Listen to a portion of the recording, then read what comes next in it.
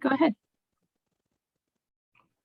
Okay, I would like to call to order the Commission on Equitable Housing and Development Housing Segregation Subcommittee. And I have a brief statement that I would like to read before we move any further. The Commission on Equitable Housing and Development meeting has now commenced. It is October 28th at 1:02 p.m. This meeting is being held virtually due to COVID-19 to allow for social distancing and protect the public health. As we continue our efforts in meeting remotely, we ask all commissioners and guests to mute yourselves until called upon to speak to avoid feedback and background noise. For those who have dialed in using the call-in number to unmute to speak, dial *6 on your phone. Also, prior to speaking, please announce who you are to identify yourself. As a reminder, this meeting is being recorded. We ask that you only use the chat function to request to speak or to announce that you are leaving the meeting so that we can track quorum. Also, in order to comply with the state open meeting law, attendance and votes will be done by way of roll call using audio, not by using the chat function. And I would clarify, it's the Commission for Equitable Housing and Development Segregation Subcommittee meeting. With that, let me close that on my computer. And do a roll call. Jay Young, obviously I am here. Lori Meservo. I'm here. And then I guess Mike Edmonds is the only other person on the committee at this point, is that right? And Mike That's is correct, and I don't Mike see is him yet. not here at the moment. The meeting agenda, the meeting minutes, I believe, I'm going to move on to number 2 on the agenda.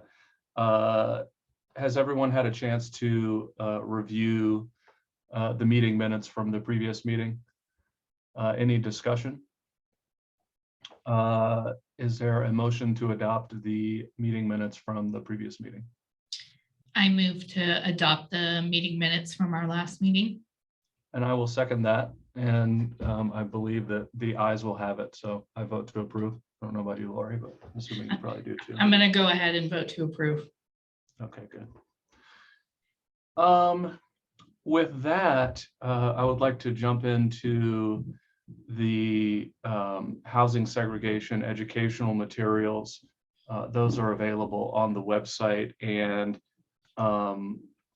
those are resources that I put together to help the committee ground itself in the work that we're doing in terms of housing segregation. I'll just go through them real quick to kind of describe what they are, if I can remember. So the main thing that we talked about before is The Color of Law by Richard Rothstein, and I included some discussions, links, some interviews with him. It kind of gives a primer of his work without necessarily having to read the book, but a link to the book is there as well. And then there are other resources about other organizations, or some research that's been done about fair housing and housing segregations, a couple of them from ProPublica. The Atlantic has done some good work around this as well. There is a resource from revealnews.org about people of color and the difficulty of getting mortgages, and a couple of other resources there. So I don't know if there are any questions or any discussion. Really, it's just to help get the commission on the same page about housing segregation and the effects of housing segregation and how it still shows up in our communities today. So I don't know if there is any discussion or thoughts or comments about those resources. I just guess my comment would be, as I read The Color of Law, I don't know, maybe 5 years ago, after I saw Richard Rothstein at a conference. And I think it still remains the #1 kind of source that I use when talking to people about the subject. His talk was extremely engaging, and I thought how like, is the book going to be narrative enough to be interesting and engaging? And indeed it is. So it's just a really good resource for, I think that we should, shout about all over the place, because I just think it sums up exactly our task on this committee. Great, thanks, Lori. Yeah, I totally agree. One of the things too that I think is interesting about looking into housing segregation and thinking about its effects today still on housing, particularly in Tucson. Housing segregation, I think, obviously the book, I think, focuses a lot on the black-white divide, and I think Tucson is a little bit different than that, obviously. And I think Tucson is one of the few places where, concentrations of African Americans is not the same as most other cities. And I think in Tucson, we're really looking at Hispanic concentration more than anything. But, I think it's interesting to look at the specific context of Tucson. And I think it's something that we as a community still need to unpack, because I do think it's a little bit different. There's discussion of redlining maps, and, Tucson didn't have redlining maps. So what were the other kind of structural mechanisms in place in Tucson that still caused us to have segregated housing patterns as well? So I think that kind of leads into the next agenda item, which is the Southwest Fair Housing Council's Opportunity Index, which really does look at housing segregation in Tucson and Pima County.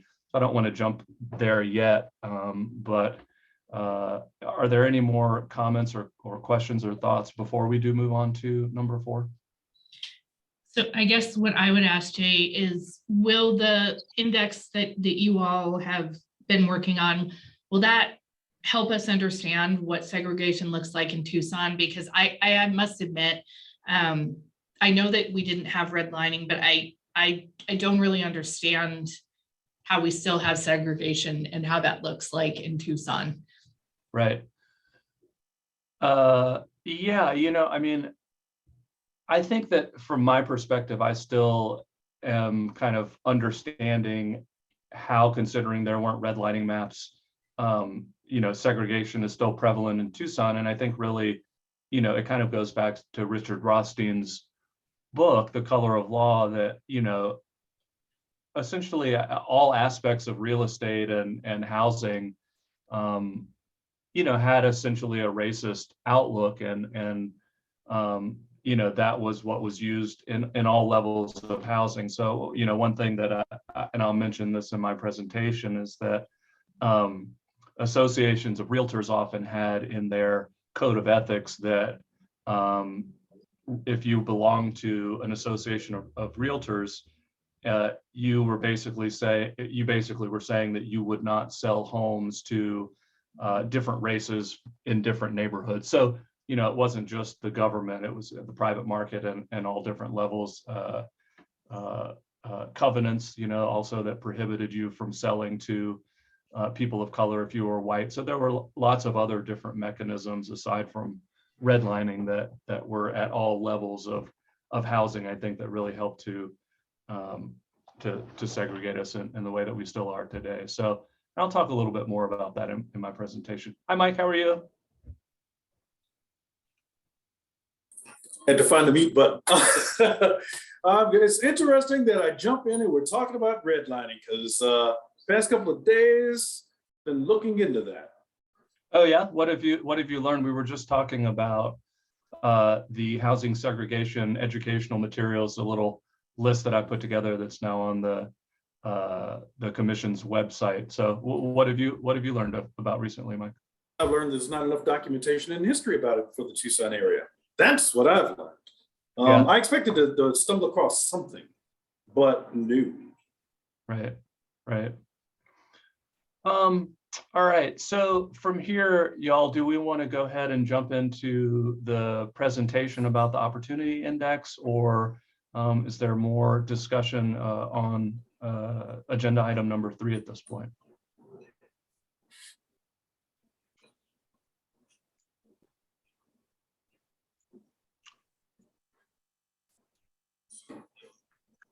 I don't know. I wanted to say just thank you for putting together those materials, Jay.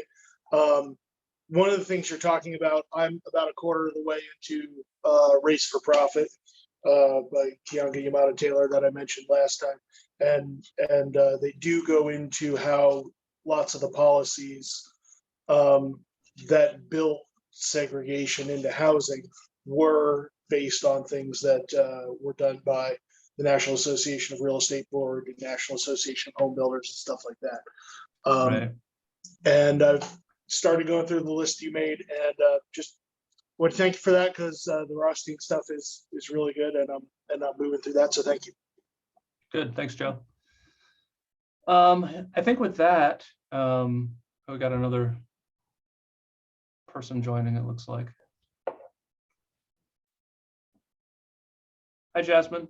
Hi. Welcome. Apologies for my delay. No problem. Thanks for joining. Yeah. Allison, do you know if I need to do anything? I know obviously Mike joined a little bit late and we had the call to order. Do I need to do anything to acknowledge that, you know, Mike is now with us and is also part of the subcommittee? I think noting him was helpful, but I did make a note of when he entered, and so I'll include that in the minutes and everything. I think that's fine. Great, thank you. With that, I would like to move to number 4, presentation on Southwest Fair Housing Council's opportunity index, if that's okay with the group. All right. So this may take me a minute to kind of figure out. So I want to put the presentation up on my computer and then share my screen and see if I can kind of get this worked out. So Allison, looks like I'm able to share my screen here. Let's see. Yeah.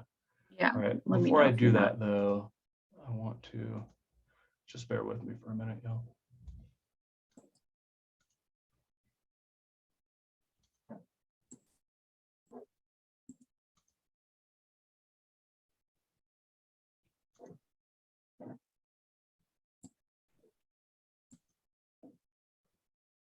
Can y'all see that first slide? It says, what is fair housing? All right, cool. Yes. So I think I'm okay here. I'm going to be looking at my presentation is on my other screen, so that's why I'm kind of looking away here. Let's see.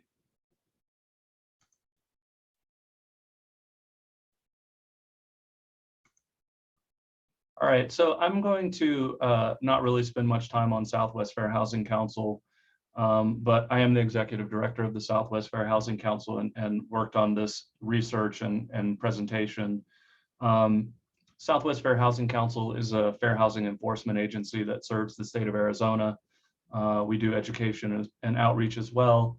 And then one of the things I'm passionate about that we work on is affirmatively furthering fair housing. And I really think of that as access to opportunity and creating integrated neighborhoods of opportunity. And affirmatively furthering fair housing is actually in the Fair Housing Act, and basically it says that we are supposed to, communities, be working to create integrated neighborhoods of opportunity and undo the housing segregation that the federal government in particular played quite a big role in. So it is actually part of the Federal Fair Housing Act that we're supposed to undo housing segregation. And feel free to jump in here, y'all. I mean, I know we have a small group here and I can kind of get going. So if you have any questions, feel free to interrupt me. If you want to take it to somewhere else, I'm happy to do that as well. But until I hear from y'all, I'm just going to kind of keep trucking along. And I haven't done this presentation in a while, so we'll see how it goes. I think I remember most of it though. So anyway, one of the things I really like to start out with is that we are segregated by race and ethnicity, and that's really not by choice. You know, it's generally not a story that's told as well, right? I mean, even on our commission, I feel like there's not a great recognition of housing segregation and how it came to be. You know, housing segregation really was at all levels of government, federal, state, and local. As we talked about, the color of law really helps to outline that. And let's see, the the policy was so systemic and forceful that, we're 53 years after the passage of the Fair Housing Act, and segregated housing patterns really still define our housing today. And I would also argue that it's a root cause of the unrest that we saw in Ferguson, 6 or 7 years ago, and had a lot to do also with the killing of George Floyd, and a lot of the unrest. It seems to flare up relatively regularly. And what I really have tried to do here is using maps, try to show this dynamic. But I like to start with the Great Migration, and I think this gets into talking about, a lot of folks, more and more folks, I think, know about redlining, but there are a lot of other things that went on. But basically, the Great Migration, there are different kind of timeframes that people talk about, but it really started in the early 1900s and went through, even some say as late as the mid 70s. And essentially, this is African Americans fleeing racial apartheid in the South. And I think, another thing that I really like to kind of call out here is that I think the Great Migration is often seen as, Black folks in the South decided they wanted better economic opportunities, and they decided to go to other cities to seek economic opportunity. Well, my research has shown, and a lot of literature shows, that really African Americans were fleeing racial apartheid and racial violence every bit as much as they were seeking better economic opportunities. And another book that I would recommend that talks a lot about this is The Warmth of Other Suns. Really great look at families that fled the South and went to other parts of the country, and kind of what their experience was like, both leaving the South and then once they were in other places. But one of the things that's interesting is that as folks left the South and moved to other cities in the Midwest and the North and the West, oftentimes they were moving into relatively integrated neighborhoods. Well, as more Black people started to move to these cities, zoning codes were adopted in a number of places that actually designated neighborhoods as white neighborhoods and Black neighborhoods. This was found unconstitutional, but it starts to show how particularly local jurisdictions start to try and separate people by race. Again, I mentioned real estate agents often that belong to associations of realtors had codes of ethics that said that they would not sell houses to Black folks in white neighborhoods and white folks in Black neighborhoods. Basically, they were agreeing to keep the races separated. Another thing I think that is worth really mentioning here is that there were terrorist tactics that were used in white neighborhoods by white folks to keep Black people out of white neighborhoods. There were, a statistic I have here is that in the first 5 years after World War II, there were 357 incidents directed against African Americans attempted to rent or buy in Chicago's racial border areas. So this is everything from fire bombings to shootings. So, you've got many different kind of sectors of society working to segregate us by race and ethnicity. In Philadelphia, in the first 6 months of 1955, there were 213 violent incidents committed against Blacks to keep them from moving to white areas. So again, a lot of violence going on as well.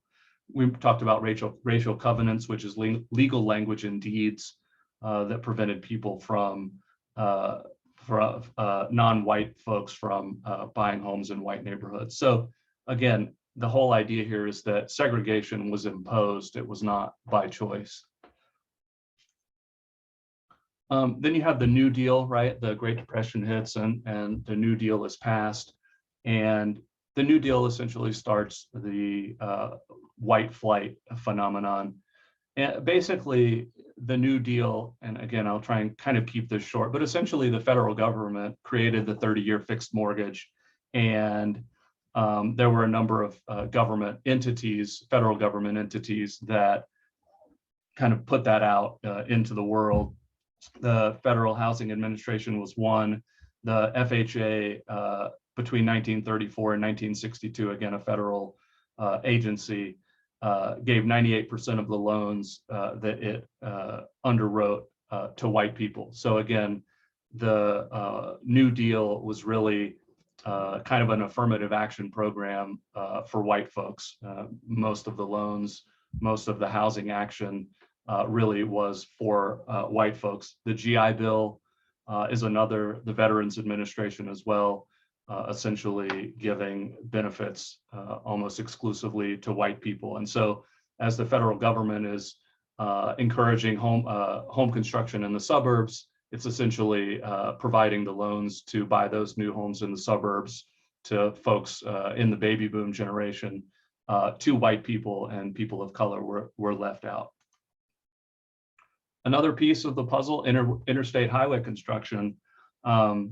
In St. Paul, for instance, I-94 destroyed the once thriving Black neighborhood of Rondo, leading to decades of segregation. And in city after city throughout this country, highways serve as physical barriers to segregate neighborhoods. And I think you can see that in Tucson as well, if you look at where the highway, I-10 in particular, goes and what neighborhoods it went through. There's a similar pattern here. So highway construction is another way that we have segregated ourselves by race and ethnicity. Urban renewal, again, a very sore spot still in Tucson.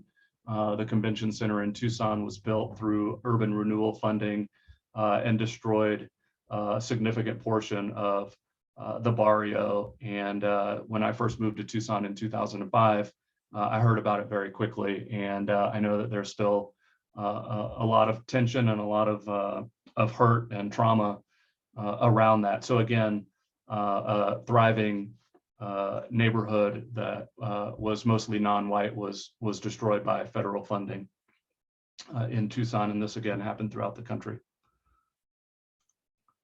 In the mid-60s, there were riots and protests in over 100 cities, and the Kerner Commission was founded in 1968 to study the cause of these riots. And the Kerner Commission is still a watershed.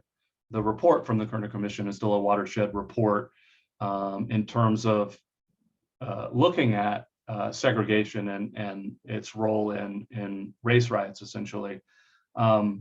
And the Kerner Commission had a number of really powerful quotes that you see sometimes. It said that the country was, quote, moving towards two societies, one Black, one white, and separate and unequal. And that, quote, white society is deeply implicated in the ghetto, and, quote, white institutions created it, white institutions maintain it, and white society condones it, and that a fair housing law was needed. Dr. King was assassinated in 1968. Neighborhoods and cities across the country went up in flames again. And 6 days after his assassination, the Fair Housing Act was passed. And a lot of people believe that his assassination really was the thing that kind of put the bill over the edge. And it was one of the most controversial of all of the civil rights pieces of legislation. And it goes on to outlaw discrimination by race, color, national origin, and religion. And then in the 90s, I believe, sex, familial status, which means children in the household, and disability were added. So now that you have 7 protected classes. And again, this idea of affirmatively furthering fair housing, which is essentially reducing housing segregation and creating integrated neighborhoods of opportunity, is also part of the law. So that's a real brief, short story of how housing was segregated, particularly in the 20th century. There's a lot more to it. Obviously, there's been a lot of writing about it, and I would encourage folks to look at that more deeply. So now, when we talk about affirmatively furthering fair housing, I've mentioned access to opportunity and how that relates to race and ethnicity. And so I titled this portion of the presentation, Opportunity, We Know It When We See It, because people often, when I do this presentation, it's like, oh, well, what is opportunity? What do you mean by that? And again, I think it's one of those things when we start to talk about it, it's like, well, we know it when we see it. So one of the things that I think is important is how important location is to people's future. And so a quote that I really like that I think illustrates this is that we know that a child's life expectancy is predicted more by their zip code than by their genetic code. So where you live and the opportunities that you have in the area where you live is a greater determinant of your life expectancy than who your parents are, your genetics. What makes a high opportunity neighborhood? Again, you know it when you see it.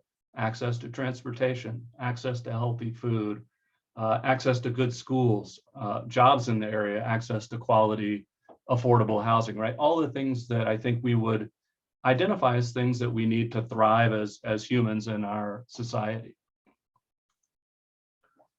Let's see. So that's a little kind of brief description of what I mean when I'm talking about opportunity and kind of in this context.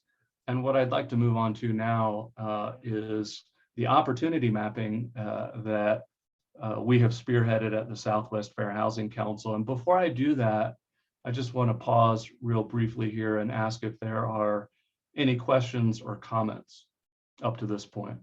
Is this clear so far? Is the context making sense? And as I move into discussing the mapping? Yeah, just when you have time, I'd like copies of things that you're displaying, just so I can later think about it as well. Sure, absolutely. All right, seeing no other questions or comments, I will move forward. Well, let me back up here. Before I do that, so where does this idea of opportunity mapping come from? Well, I got the idea from the Kirwan Institute out of Ohio State University. And according to the Kirwan Institute, opportunity mapping facilitates community engagement, planning, and analysis to address equity challenges, promote community development, and connect marginalized communities to critical pathways of opportunity. And I actually don't know if the Kirwan Institute is still doing a lot of this work, but back when we took on this project, they were kind of like, here's this methodology, go forth and create maps in your community. So they were very helpful in helping us to get this off the ground. And really the idea here is that we wanted to show housing segregation by race and ethnicity and the relationship to access to opportunity. So with that, I think that the maps will start to show this. So here's, so what we did is we basically took there are like 5 different areas: economic opportunity, housing opportunity, mobility, and they each have their own map, and then they all get combined into one overall map. So right here, we're looking at economic opportunity level in the Tucson metro area. And when we're talking about economic opportunity, for instance, we're talking about the poverty rate, median household income, unemployment rate, public assistance dependency, job proximity index. So we're taking statistics from the federal government, kind of throwing them into the pot and using GIS mapping software to produce these maps. So this is just looking at economic opportunity. And when you're looking at these maps, the darker the blue, the higher the opportunity, and then moving through the kind of oranges and yellows down to the red is the lowest opportunity. So the red is low and the blue is high. And what you can see here is Tucson. You can see the foothills, Oro Valley, Marana. We cut Sahuarita off here, but Sahuarita generally looks a lot like the foothills in Oro Valley in terms of opportunity. But what this is showing is that economic opportunity, basically between I-19 and I-10 down on the south side of Tucson, and really below 22nd Street is relatively low, kind of in the Flowing Wells area north of downtown, also very low economic opportunity, and then kind of spotty from there. But what really jumps out to me is that in the foothills, Oro Valley, Marana, you see really high economic opportunity. And again, think about this in the context of what we were talking about earlier, which is white flight, right? So again, in the post-war America, you have the federal government subsidizing the construction of the suburbs, and the mechanisms through which people were able to buy those homes, particularly federally backed mortgages, went largely to white folks, okay? So you can see the suburban areas here, at least what I see, suburban areas in Tucson having much higher economic opportunity, and then kind of also as you head out east. Hey, Jay, can you go back with one real quick? I just have a couple Sure. quick questions, I think. Yeah. So the dark blue areas, let's see, southeast, is that more like Vale or Rita Ranch? Is that what that is? Right. And then over towards the west, is that like I-10 and Quintero? Yeah, right. So yeah, these maps don't have all of the major roads on them, but that, the big black line coming through is I-10. And then as it goes south, I-19 and I-10 kind of branches off. And that big dark area, I think, is Davis-Monthan, which doesn't show up in the statistics.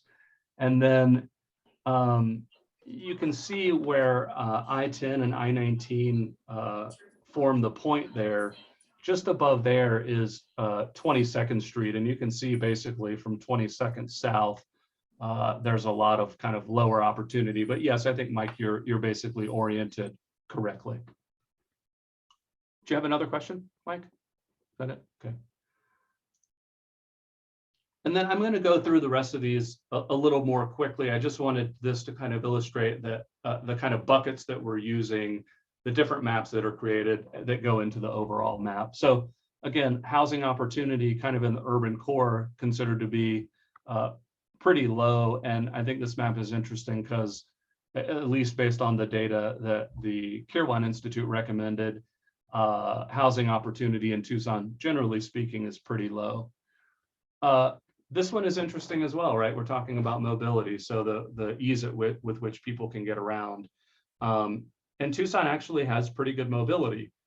Commute times are pretty short. Tucson, as far as public transit goes, actually has a pretty good public transit system, particularly compared to a lot of other cities. Having a planning background, I would argue it could still be quite a bit better, but nonetheless, it is what it is today. So mobility in Tucson, at least again, looking at the statistics recommended by the Kirwan Institute, it's pretty good. So again, throw all of these different statistics and data into GIS, and we come out with an overall opportunity level map. Again, it looks a lot like the economic opportunity map, right? Again, a lot more opportunity in the suburbs and out east, the urban core, south side of Tucson, much lower overall opportunity level. So does this make sense in terms of when we're describing high and low opportunity? Where does it make sense to everyone where the higher and lower opportunity is, at least according to the statistics? Okay, I'm seeing some nodding heads, so that is good. So again, we were talking, what does this matter? Why is this important, at least in the fair housing world and for the work we're doing? Well, when you look at race and ethnicity and who has access to the opportunity, it tells a pretty stark story still, again, 5 decades after the passage of the Fair Housing Act. So when you overlay the percentage of Hispanic in Tucson over the overall opportunity levels, you can see that the higher the percentage of Hispanic population, the much lower access to opportunity. So the bigger the dot, the higher the percent Hispanic. So the largest dots are 76 to 99% Hispanic. The smallest dots are 0 to 14% Hispanic. And just for a little bit of context, I don't remember what it is exactly, but the city of Tucson is around 40% Hispanic, and Pima County is, I think, in the mid 30% Hispanic. So in these areas of higher opportunity, the thing at least that jumps out to me is that they're very low Hispanic, there are very low concentrations of Hispanic populations in these areas, particularly compared to the overall populations in the county. So again, this is just illustrating what you see in most cities throughout this country is that people of color in particular, in this case in Tucson, Hispanic population is much more likely to live in areas of lower opportunity. And then this is just flipped. This is showing the percent white population over the same opportunity map. So it's just kind of the mirror image. Obviously, if you're white, you're much more likely to live in a higher opportunity area. Again, think about the way that the federal government in particular financed the construction of the suburbs, construction of interstates to get to and from those suburbs, and then backing and essentially creating and backing the 30-year fixed rate mortgage. And this is what you come up with basically. So I did this also for Maricopa County. you see a lot of similar patterns. Suburban areas, much higher opportunity, and much wider. And obviously, since we're not talking about Maricopa County, I'm not going to spend a lot of time on this, but we basically created similar maps, a little bit different coloring, but still kind of the same general idea. So you can see in Maricopa County, the wider light areas are lower opportunity. The darker blue areas are much higher opportunity. And then overlay that with race and ethnicity data, particularly looking at percent Hispanic population, the lower opportunity areas, again, much higher Hispanic concentrations. And that is true throughout many of the different jurisdictions, at least in Maricopa County. Another piece that I want to touch on as well is banking and mortgage access. So the other thing I'll just say about this data that we're using is it's a little bit old now, but I would also argue if you got the most up-to-date data, things wouldn't be a whole lot different. So I think this is still relevant. I think one of the things that the commission could potentially think about doing is updating these maps, though, I don't know how useful necessarily that would be because I don't think a lot has changed. But anyway, we worked with the National Community Reinvestment Coalition to look at access to financial institutions, in this instance, bank branches. And this basically shows what you saw in the other maps. The darker the red, the higher the Hispanic concentration, the lighter the color, those yellows are lower Hispanic population, and those blue dots are bank branches. And what you can see is essentially in the highest concentrations of Hispanic population, there's essentially no bank branches. So access to mainstream financial services in areas of high minority concentration are basically non-existent. Same in Phoenix, again, not going to spend a lot of time there. Another thing I want to touch on is mortgages and access to mortgage credit. And the best tool that we have to look at who's getting mortgage loans is through the Home Mortgage Disclosure Act data. It's not the best data in the world, but it's the best data that we have. And I think it does tell a pretty compelling story. Again, I'll move on from Phoenix and I'll focus on Tucson, but I'll go back to Phoenix because I think it illustrates it a little better. But anyway, what you're looking at here again is kind of in the center of the map, that dark brown color, the kind of reddish, is 80 to 100% Hispanic. And then from there, less and less. And the bigger the circle is the number of home purchase loans per 100 homes between 2012 and 2014. And basically what I see when I look at this is you still see the same pattern today that you saw 50, 60, 70 years ago.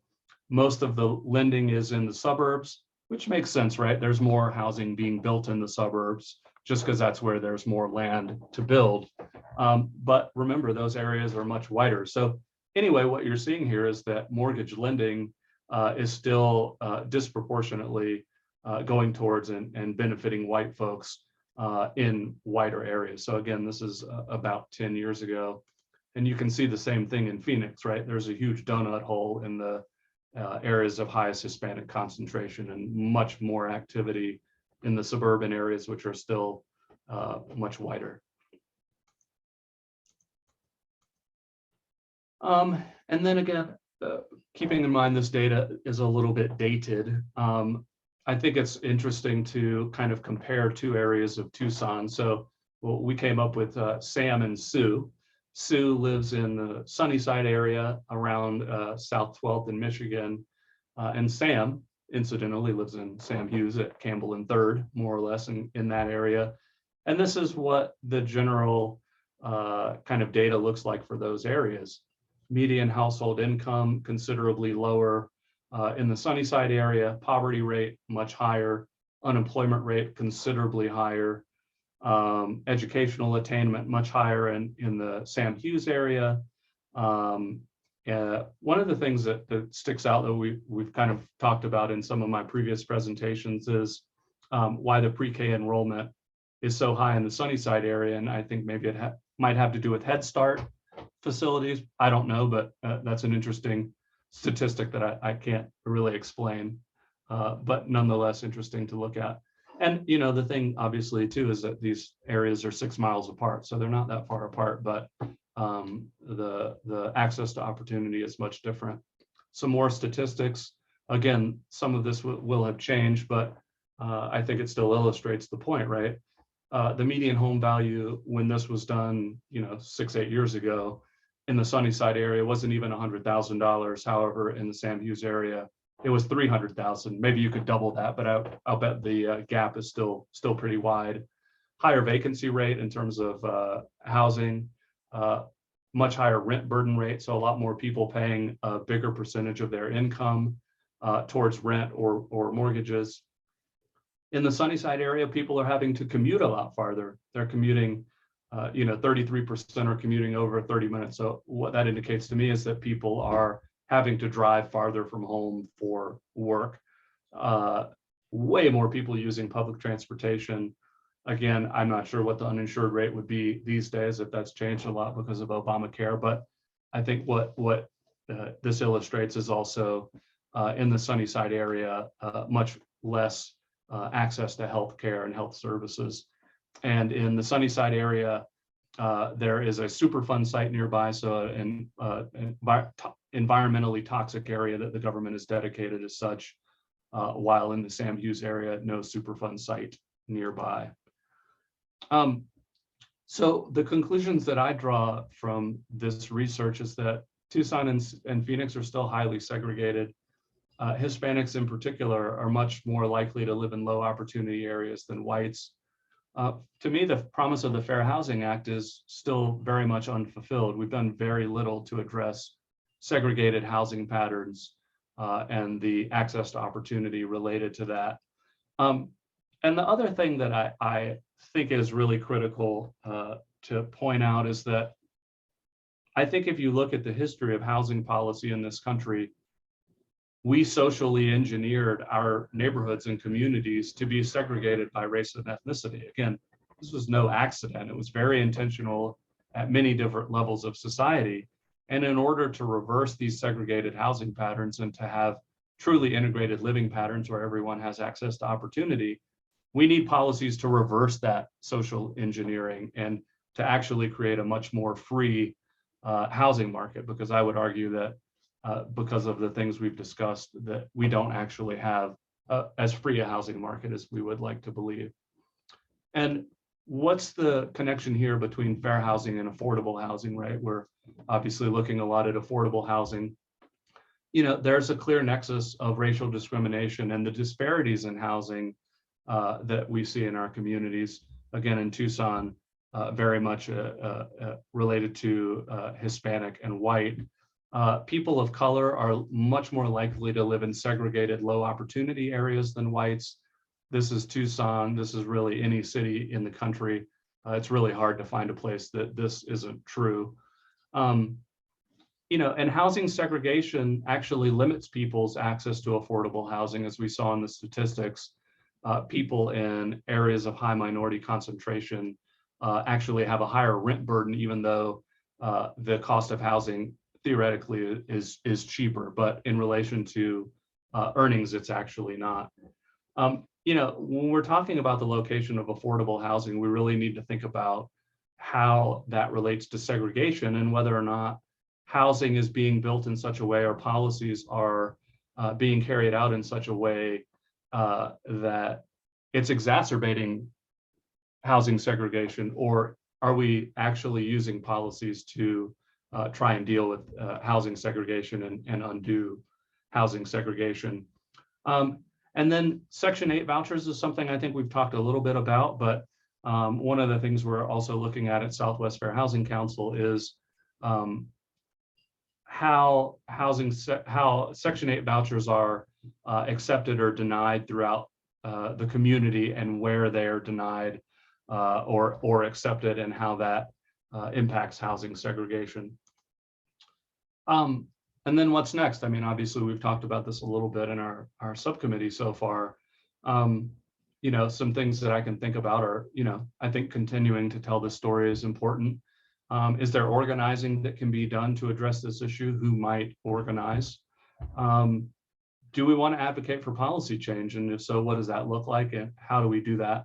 And then again, as I mentioned, is there a way to enhance the maps? Do they need to be updated, or do they kind of work well as they are? So anyway, that's my presentation, and I am happy to take any questions, comments, thoughts. So thank you. Let's see. I think with that, I can stop sharing my screen. Actually, well, I will not stop at this point and see if there's any questions, if anybody wants me to go back to anything. So with that, I will open the floor. Well, Jay, for me, just a quick comment. I'm always for updating data. Always, always, always, always, always. I mean, sometimes it's worth integrating into what we've referenced. And other times it's good to keep it standalone. But as far as just gathering new information, new data, I'm all for that anytime, anywhere. Yeah, and I think, I certainly appreciate that. And I think the other thing too, right, is that this research and project is, kind of higher level, right? I mean, we're looking at the whole metro area. And I think one of the things that would be interesting is to maybe combine some of the information that the city has put together and really kind of drill down in particular areas and see, how things have changed. I mean, particularly if we're looking at gentrification and displacement, these maps don't really show that. So, I think as we talk more and more about gentrification and displacement and how to do that, we really need to kind of focus in on where that's happening. So yeah, no, I appreciate that, Mike, and I'm with you 100%. Yeah, just real quick, data from various sources, not just the city, but also Right. Southwest Fair Housing, other agencies and organizations. Right. As I was watching your presentation, was thinking about a couple of things, that there's a lot of advocacy and social justice that we can do at the local level. And that's great. And, we have to work on that as a city. And then, as you were talking about the Section 8 vouchers, I just read an article recently about what a problem those are and how they were created to be a problem. And I think that's going to be a very, very big issue for us in our community. Not that it isn't already, it is, but I think even bigger as our rents start to skyrocket. I think, we were considered an affordable place to live. And I don't think that's true anymore. And in addition, I just read an article this morning, and I think it was in the paper, that there's a complex being built on the south side, which is great. We need more housing, and they're calling it attainable housing rather than affordable housing. And I just thought, I'm really happy to see another complex being built, and it's almost like we're giving up that housing can be affordable. It's attainable if you spend your entire paycheck on your rent. And so, I don't know, it just got me to thinking. And I'll also say that your slide on the banks, for some reason, was just like a real eye opener. I've not seen that information before, and I just cannot believe, I just can't believe the lack of blue dots on that and how intentional that is. That's just so intentional. And it's such a simple concept that folks should have access to. So nothing really helpful here, or anything we can do much of, but just stuff as I was thinking as you were going through your presentation.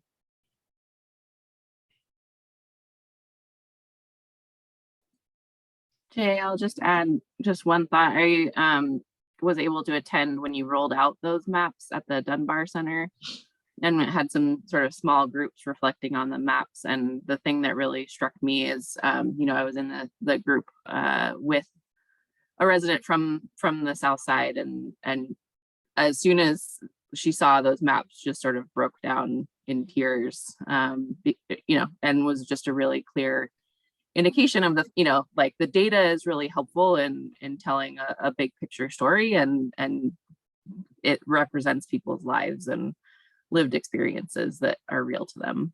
So.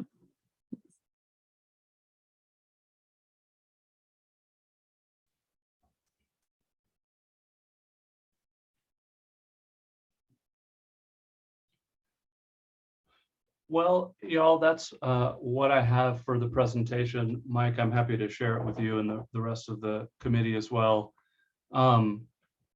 I just wanted to do that presentation to kind of ground us in the local housing situation in terms of, our segregated housing patterns and how we're still so segregated. And, I do think it's important, Lori, I saw that article as well about the new housing that's going to be built at Marketplace. And, what are we doing to ensure that the neighborhoods surrounding Marketplace, just as a for instance, are not being gentrified? Or if they're improving, how do we make it, I think we all think that improvements are good, right? But we also don't want the improvements to push people out that have, whether or not they've been there for 3 generations or 3 months, right? We still want people to be able to afford to live in areas where, there's access to grocery stores, amenities, and things like that. But, what if anything is the city of Tucson doing to ensure that people that are living in those areas, as new housing gets built, as that area gets built out, again, just as a for instance, what are we doing to make sure that people are not getting displaced that want to stay in the area? I think that that's definitely something that we could look at, because I do think that, and I don't really talk about this in the presentation, but I think if we had integrated housing patterns, right, where, there weren't really big concentrations based on race and ethnicity, I don't know that we would have, I don't know that gentrification honestly would be an issue. I mean, I think it really goes back to the fact that we've segregated ourselves, and the areas that are segregated are generally lower opportunity and are susceptible to this kind of displacement. So, again, I just think it's critical for us, particularly maybe this subcommittee, to look at the role that housing segregation plays in terms of allowing for gentrification and displacement to happen. And, I think the thing for me also about this work is that it's pretty overwhelming, right? I mean, there were so many things that went into place to set the system up as it is. It's like, what can we do as a committee or as a group to, chip away? Because obviously we're not going to be able to change things overnight. We haven't in 50 years since the Fair Housing Act, but, what are some small steps or some things that we can start to do to bring attention to it and to actually bring forth potentially some policy ideas and some things that can help to, keep displacement from happening, to keep gentrification from having the negative impacts that it often does. So, where do you guys want to go from here? I mean, obviously, the next thing on the agenda is to, again, talk about the purpose and goals of the subcommittee and recruiting members. And I think we're kind of crossing over into that a little bit. So, do we have any more thoughts about the purpose of the subcommittee, purpose and goals at this point? Where do we go from here?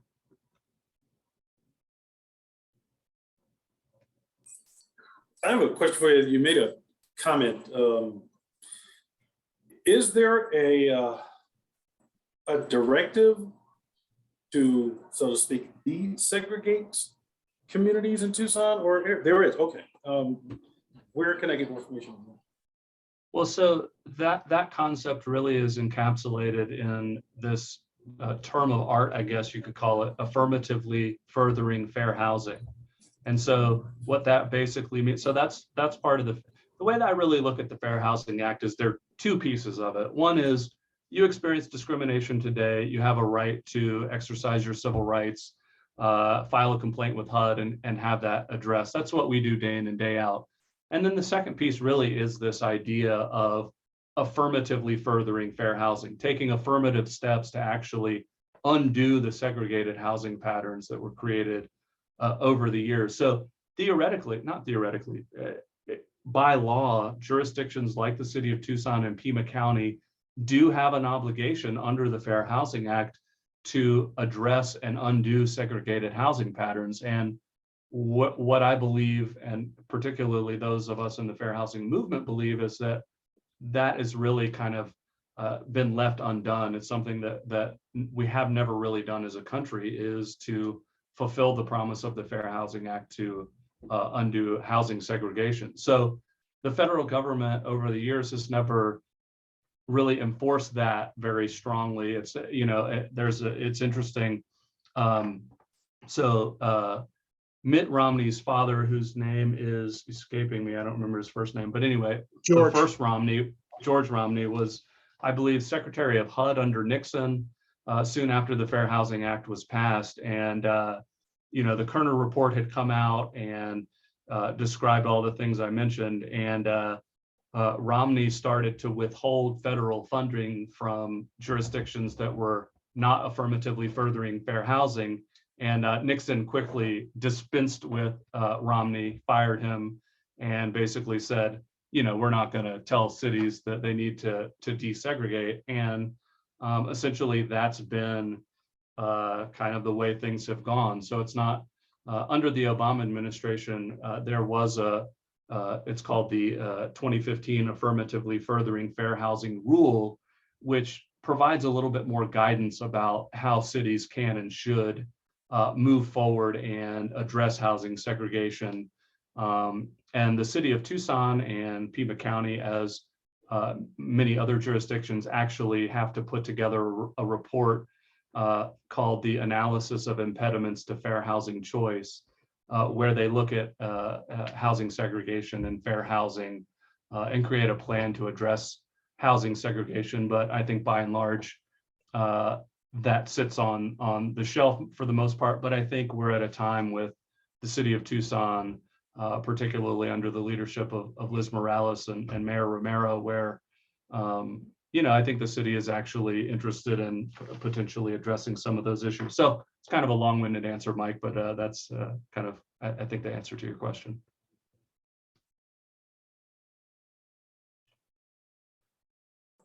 And Jay, just a quick note. I know Mike does have to jump off at 2.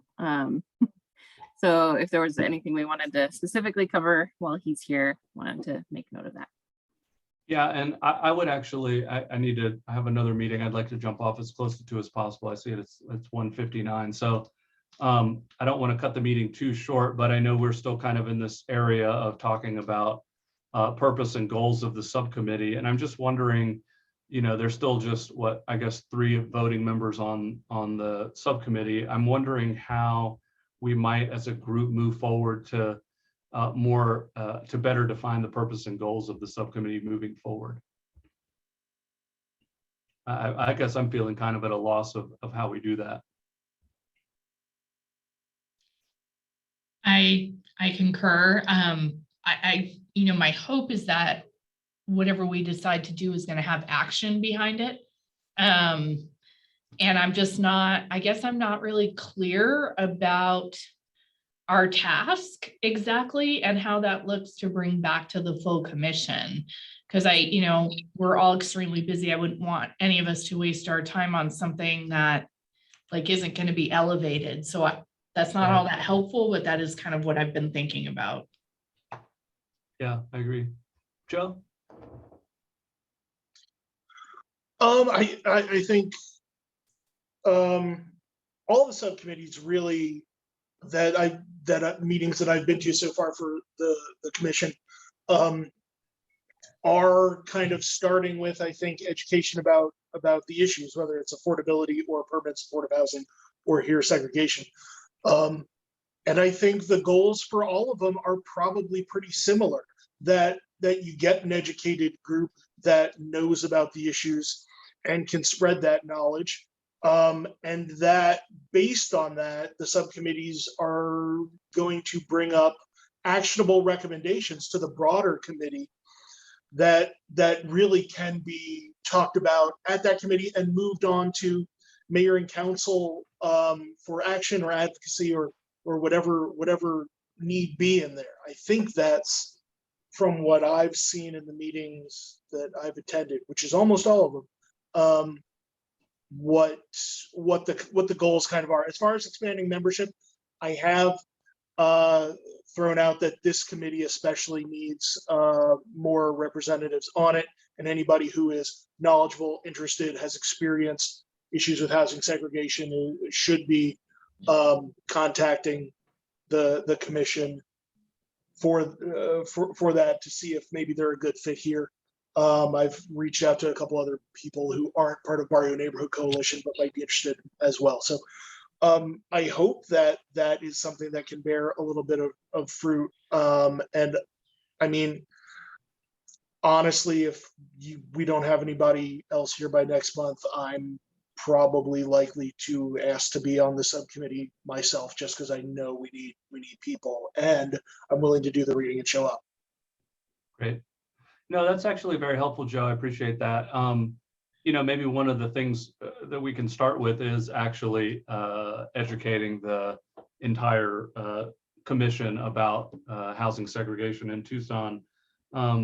Another idea or two that I have, you know, maybe one of the things we really can focus on more in depth, because it's more urgent or maybe more tangible. I'm not sure if I'm using the right words exactly, but is looking at gentrification and displacement. I mean, I do think that, you know, there's a clear line between, you know, segregation and how we created our segregated housing patterns, and how that leads to gentrification and displacement. And, you know, there is a lot of concern there. And I don't know that anybody else, any of the other subcommittees are addressing that issue. And I think that when this commission was created, you know, that was one of the main things that people were concerned about. So maybe that's something that we could focus a little bit more on and try and get some more information from the city, because I do think that they've done some work to try and show, you know, areas where gentrification and displacement is happening.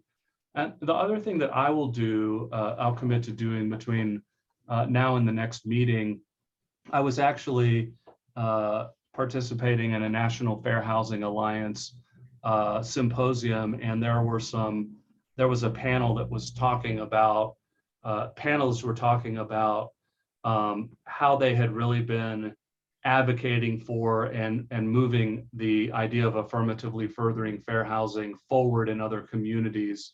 And I can talk to them maybe about try and get in touch with some folks and see, kind of practically speaking, what that's looked like, and bring that back to the commission as well. So that's kind of where my head's at this point. I like that idea, Jay. A couple other things I wanted to touch on, because I know we're right at the end of our time here. When you're talking about urban renewal in Tucson, and even freeways splitting communities, I'll again reference the work of Lydia Otero, because Right. they're both of Lydia's books touch on those themes. La Calle is entirely about urban renewal. Right. When you're talking about displacement and gentrification, I know that the Gary Pivo study that was recently done, well, by him at the Commission of the City, touched on that and how that's happening around the Central Business District. So maybe that's a good resource. And one of the other things that I thought maybe was something we could pick through, I'm not sure if anybody's familiar with it, was last year a piece of legislation was introduced called the Breathe Act. And I think it was introduced by Ayanna Pressley. It was effectively generated by the Movement for Black Lives. And there's an entire subsection on housing. And it's things like investment in social housing, like 12 million units of social housing. It's things working against expanding standalone federal protections against housing discrimination to gender identity, source of income, which we know is an issue with vouchers, especially immigration status, veteran status, but some other things. So I wonder if when we get to talking about concrete suggestions and for action, whether that might be a document to use as a resource and maybe to pull things out of. And finally, when you talked about the kind of unrest of the late 60s, I'm not going to tell you a big anecdote, but my family, my mother actually had a store making bridal headgear in Camden, New Jersey, because that's where my family's from, is around Philadelphia. And so it was part of the riots were all around there in the late 60s. So she's got interesting stories about there. Eventually, Wow. they had to move that shop just because at the end of it, their store wasn't demolished or burned down. Some of the ones next to it were, for various reasons, we think. But she couldn't get insurance on it anymore. Nobody would insure the place. So Right. that's why they had to move out of that urban core area, and it was at the tail Right. end of the industrialization of the urban areas anyway. So Right. Wow, that's powerful. Thanks for that, Joe. I appreciate that. Yeah, go ahead. yeah, of course. There's one other thing, and it was you were talking about when we were talking about that kind of unrest. There was Keeanga Yamada Taylor was referencing a 1967, I think, Washington Post article that said the riots of the era were attributed to housing conditions by 70% of blacks, and I think, let's see, 39% of whites said they believe the condition of black housing was responsible for ongoing rioting. Right, exactly. So there's interesting documentation for that too. Yeah, thanks, Joe. Appreciate that. Allison, I don't think we have quorum anymore. No, sorry, I didn't want to interrupt Joe, but Yeah. yeah, Lori left. So we probably have to adjourn today's meeting, unfortunately. Yeah, no, I think that's okay. I mean, I think we covered most of the bases we wanted to cover anyway. Obviously, we've had call to the audience and talked about next steps. So I think we're good there. And I guess with that, I guess there's not actually an adjournment since I'm the only voting member. So I guess the meeting is over at this It's point. just Is that done. right? Yeah. Yeah, I think so. All right. But I'll well, be in contact with yeah. you for our next meeting because it's currently scheduled for Thanksgiving. Okay. Yeah. Probably not going to have it on Thanksgiving. So yeah. Okay. Cool. Well, thanks Jay. everybody for coming today, and I will hopefully see you all next time. Thanks. Bye. Thank you. Bye.